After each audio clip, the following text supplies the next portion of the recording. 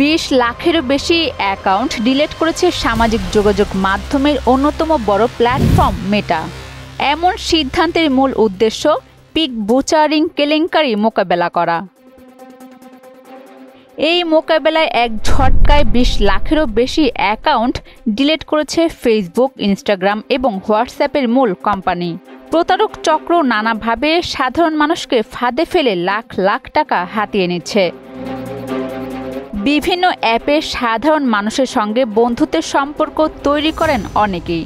অপরিচিত মানুষের সঙ্গে বন্ধুত্ব করার আগ্রহ কাজে লাগিয়ে অনলাইনে বিভিন্ন ধরনের ফাঁদ পেতে অর্থ সংগ্রহ করে সাইবার অপরাধীরা।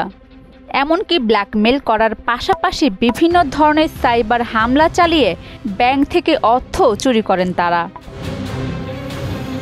গোয়েন্দা বিশ্লেষণ প্রতিবেদনে মেটার পক্ষ থেকে জানানো হয়েছে কিভাবে প্রতারকরা সাধারণ ডেটিং অ্যাপসগুলো বা বার্তা, ইমেল, ফেসবুক এবং ইনস্টাগ্রামের মতো সামাজিক মাধ্যমগুলো ব্যবহার করে আক্রমণ শুরু করে।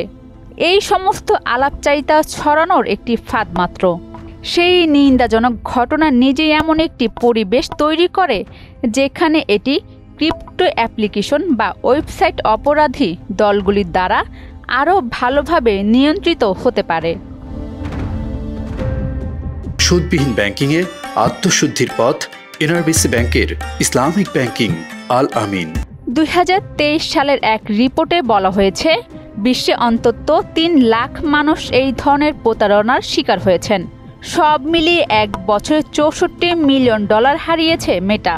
বিভিন্ন স্বেচ্ছাসেবী সংস্থা ও আইনি সংস্থার সঙ্গে হাতে হাত মিলিয়ে তদন্ত চালিয়ে তারা জানতে পেরেছে কম্বোডিয়া, লাওস ও মিয়ানমারে বিশাল একটি গ্রুপ রয়েছে এর পেছনে। অবশেষে এই কেলেঙ্কারি বন্ধে 20 লাখের বেশি অ্যাকাউন্ট ডিলিট করল মেটা। এই বিষয়ে সবসময় সতর্ক থাকতে হবে। অনলাইনে পরিচিত হওয়ার কোনো ব্যক্তিকে ব্যক্তিগত তথ্য, কোনো ছবি বা ভিডিও পাঠানো থেকে সতর্ক থাকতে হবে। অরিন সুলতানা, মোহনা ডিজিটাল।